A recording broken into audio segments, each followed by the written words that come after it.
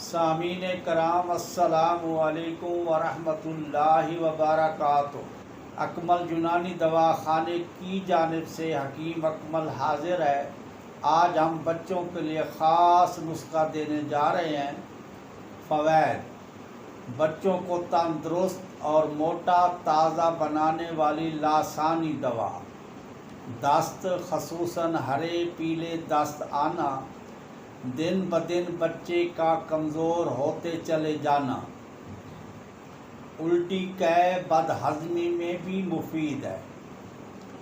اجزائے ترکیب: گل نیلوفر 15 گرام، زیرہ سفید 15 گرام، خوب کلاں 15 گرام، گل گازبان 15 گرام، حب الاس 15 گرام، ملٹھی 15 گرام، سونف 8 گرام، گل سرخ 8 گرام، سرطان نہری 6 گرام، الائچی خرد 6 گرام، چینی 1500 گرام۔